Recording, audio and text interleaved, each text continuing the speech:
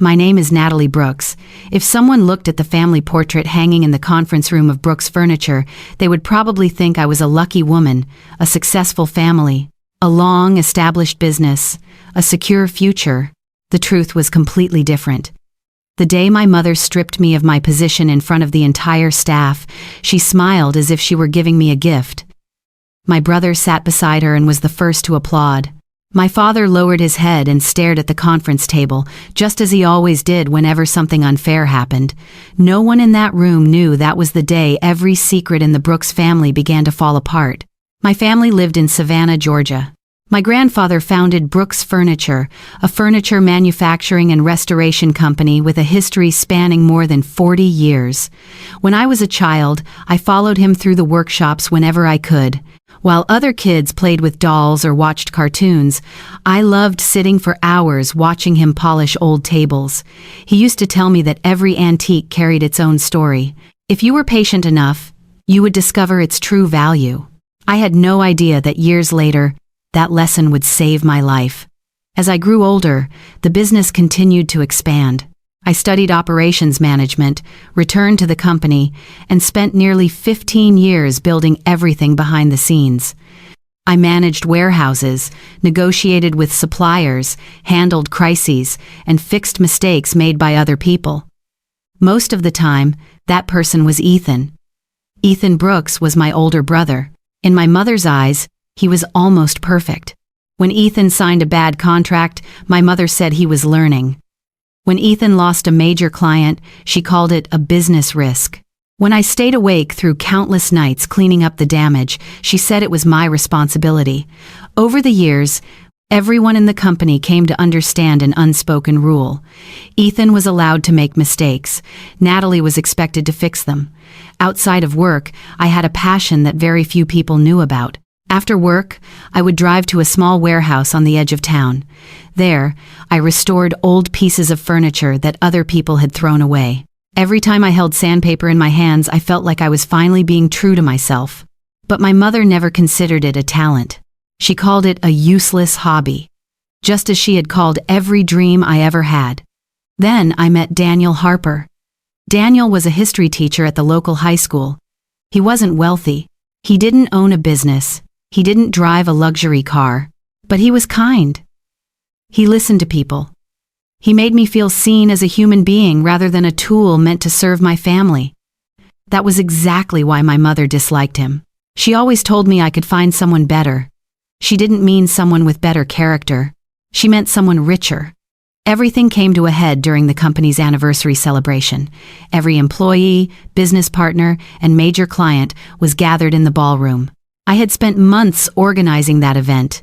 I had even written most of my mother's keynote speech.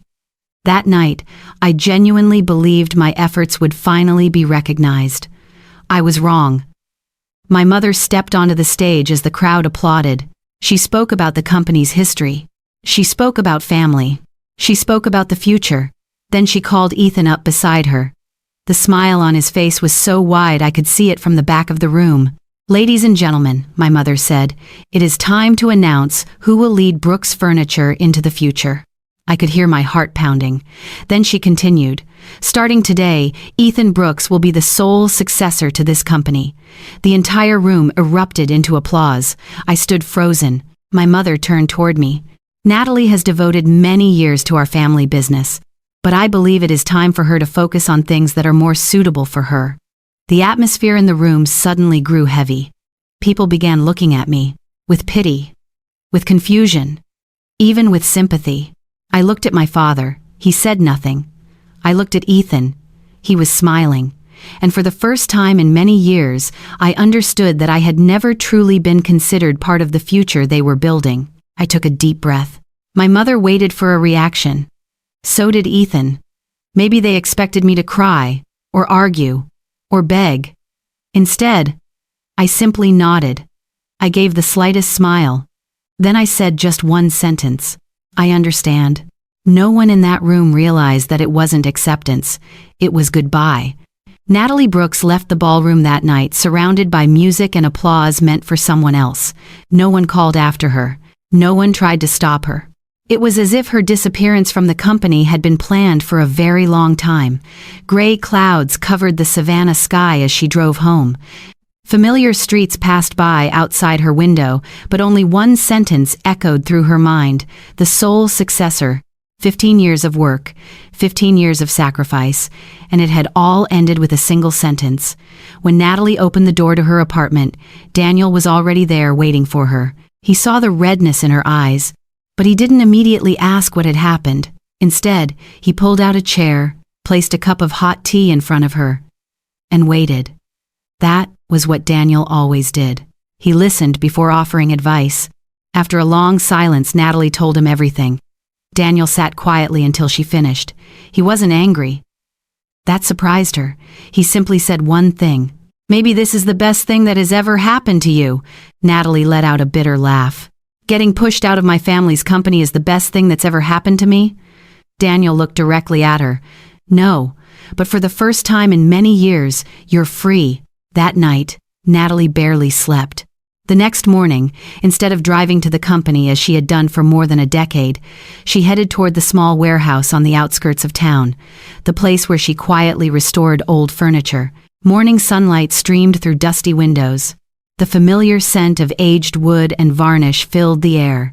For the first time in a very long time, Natalie felt at peace. She began reorganizing the warehouse, painting the walls, making plans to turn it into her own restoration studio. A new life was slowly beginning to take shape. Then an unexpected phone call changed everything. The caller was Harold Jenkins, the former chief accountant of Brooks Furniture. He had retired nearly 2 years earlier. Natalie was surprised to see his name appear on her screen. His voice sounded tense. "Natalie, I'm not sure whether I should be making this call. What's going on?" Harold was silent for a few seconds. "There are some financial records from years ago that never felt right to me." Natalie frowned. He explained that during the final years before his retirement, he had discovered several unusual adjustments involving company ownership records. Whenever he asked questions, Judith instructed him to stop digging. At the time, he assumed it was simply a private family matter, but after what happened at the ceremony, he started having doubts. The call ended, but it left Natalie with hundreds of unanswered questions. The following day, Harold delivered a box of old documents to her. Natalie brought everything home. She began examining every page, every contract, every meeting record, every financial statement. At first, everything appeared normal, until she noticed something strange. Several of her grandfather's signatures appeared on documents that had been created after his death. Natalie stared at the pages. Her heart began pounding. That was impossible. Completely impossible. She immediately contacted Rebecca Sloan, an attorney who specialized in inheritance disputes and business litigation. Rebecca was known for rarely rushing to conclusions, yet after only one afternoon reviewing the documents, her expression changed. She placed a folder on the desk. "Natalie, I think your family is hiding something very significant." The atmosphere inside the office suddenly became heavy. Rebecca explained that multiple amendments related to company ownership had been added to official records years after Natalie's grandfather passed away. What was even more concerning was that every one of those changes benefited Ethan, while Natalie's share of ownership continued to shrink. It looked like a quiet transfer of wealth that had been taking place for years. A chill ran through Natalie. She had always believed she was simply the less favored child. But now, everything was beginning to look like something far more deliberate. 1 week later, Rebecca called her back to the office. This time, an old yellow envelope sat on the desk. Rebecca pushed it toward her. "We found this in the county court archives." Natalie opened the envelope. Inside was a legal document that had never been publicly disclosed. Rebecca lowered her voice. "Your grandfather created an additional inheritance file before he died. It was never submitted during the estate distribution process." Natalie looked up. She felt as though the blood had drained from her body. A secret inheritance file, one she had never heard about. Rebecca studied her for a long moment before speaking the sentence that turned Natalie's world upside down. "If this document is authentic, the entire ownership structure of the Brooks family may have been built on a lie that has lasted for years. And this is only the beginning. Natalie Brooks spent years learning a simple truth. The people who hurt us the most are often the ones who know our weaknesses best. What she never expected was just how much her own family had underestimated her. 3 weeks after Rebecca Sloan uncovered the secret inheritance file, the lawsuit was officially filed in the Savannah County Courthouse. The news spread faster than anyone could have imagined. The Brooks family had long been one of the most influential names in the city. Everyone knew the historic furniture company. Everyone knew the glamorous charity galas. And now, everyone was talking about a lawsuit between people who shared the same last name. Natalie hated the attention. But this time, she had no choice. For years, she had stayed silent to keep the peace. That silence only convinced people they could continue taking what belonged to her. On the first day of the trial, the atmosphere inside the courtroom felt almost impossible to breathe in. Judith Brooks walked in wearing her usual flawless outfit. Walter followed behind her. He looked much older than the last time Natalie had seen him. Ethan still tried to maintain his familiar confidence, but his eyes kept darting around the room. For the first time in his life, Ethan was no longer standing on a stage with every spotlight focused on him. He was sitting in front of a judge. Rebecca began presenting the case, one document after another, one record after another, one financial statement after another, one signature after another. Everything was arranged with the precision of a puzzle slowly coming together. At first, the Brooks family's attorney appeared extremely confident. They argued that this was nothing more than an internal family dispute, a misunderstanding between relatives. But that confidence disappeared quickly. Rebecca presented a handwritten letter from Natalie's grandfather. The letter had been discovered in the archives of the local historical society. In it, he clearly stated that both Natalie and Ethan were meant to receive equal shares and equal opportunities. No one was to be favored. No one was allowed to alter his wishes. The courtroom fell silent. For the first time, Natalie saw the expression on her mother's face change. But that was still not the worst part. The next witness was Harold Jenkins, the company's former chief accountant. He stepped onto the witness stand carrying a thick folder. Harold described everything he had discovered years earlier, the unusual adjustments, the unexplained amendments, the records he had been instructed to ignore. When Rebecca asked who had ultimately given those instructions, Harold looked directly at Judith. She did. The air in the courtroom seemed to freeze. Walter lowered his head. Ethan turned toward his mother. Judith continued trying to remain calm, but her hands had already begun to tremble. Then Rebecca introduced the evidence that sent shockwaves through the courtroom. It was nearly a decade of internal financial records. Numbers don't lie. Hundreds of thousands of dollars had been transferred out of accounts connected to Natalie's inheritance rights. Some of the money had been used to cover failed investments. Some had been used to rescue Ethan's struggling business ventures. Natalie sat frozen. Even she had not realized how serious everything had become. For years, Ethan had made one bad decision after another, and every time he failed, the family quietly used assets that belonged to Natalie to fill the gap. They hadn't just taken away her opportunities. They had used her future to protect their favorite son. By the end of the second day of trial, everything began collapsing rapidly. Walter unexpectedly asked to speak. His voice was rough, exhausted. I knew the documents had been altered. The entire courtroom went silent. Natalie felt as if something were squeezing the air from her lungs. For years, she had believed her father knew nothing. It turned out he knew. He had simply chosen not to speak. Walter looked toward his daughter. For the first time in many years, "I'm sorry." Natalie said nothing. Some apologies arrived far too late to repair anything. The final day of the trial came faster than anyone expected. The judge read the verdict in complete silence.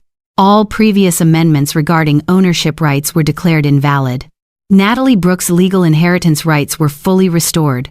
The Brooks family was ordered to return all misappropriated assets and accept responsibility for the resulting damages. As the final words echoed through the courtroom, Ethan sat motionless. Walter closed his eyes.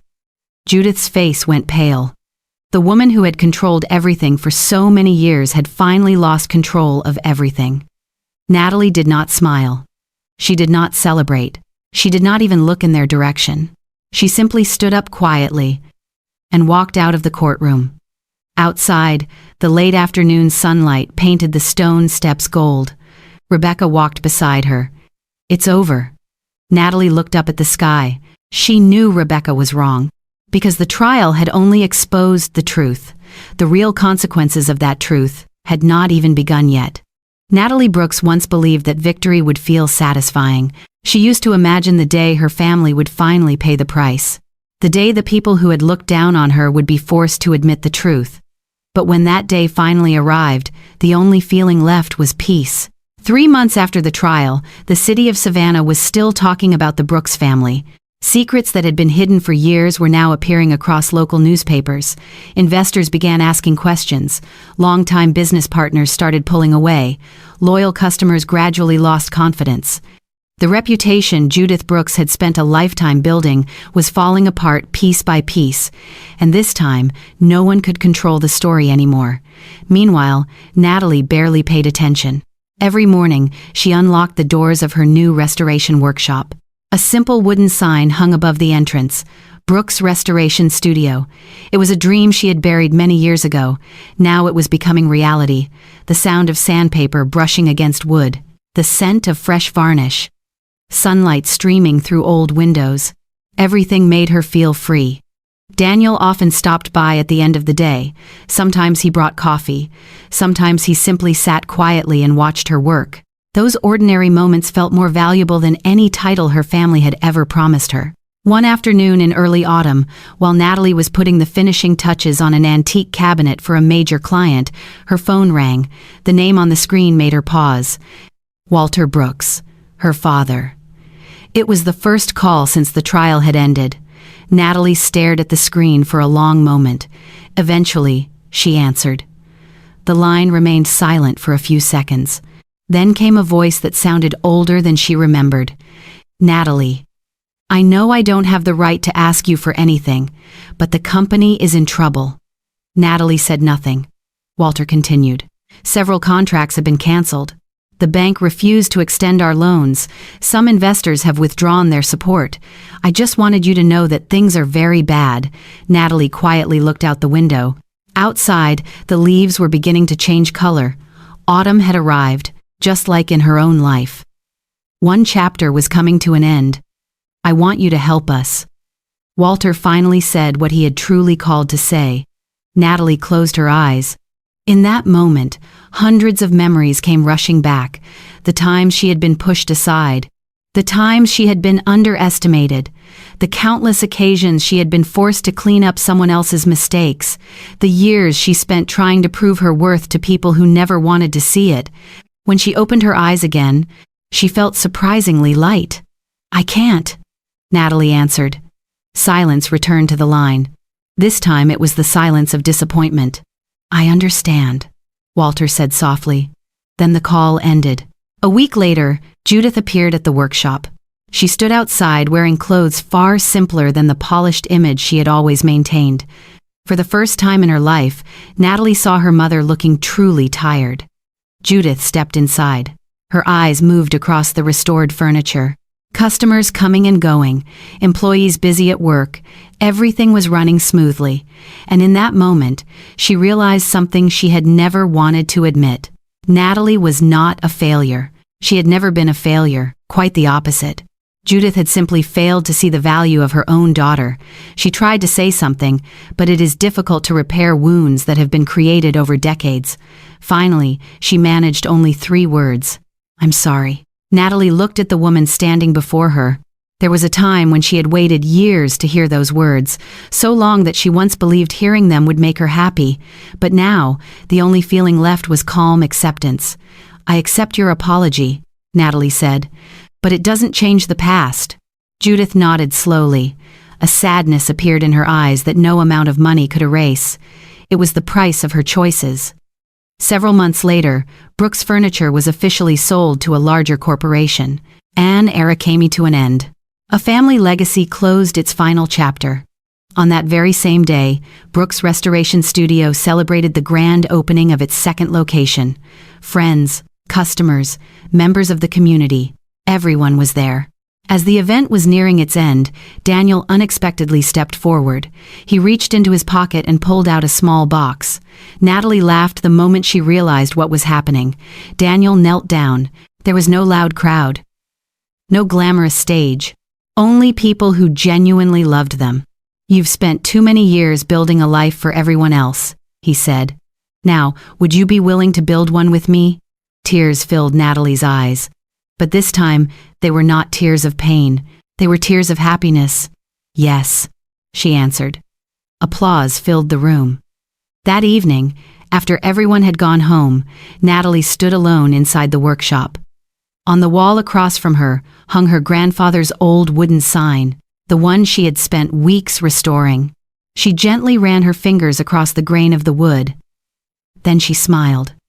At last, she understood the lesson he had taught her so many years ago. Your true value is not determined by how other people see you. It is determined by whether you have the courage to recognize your own worth. If you've ever had to choose between your own peace and relationships that were hurting you, share your story in the comments below. And if you enjoy stories about hidden truths, family lessons, and journeys of self-discovery, don't forget to like and subscribe so you can join us for the next story.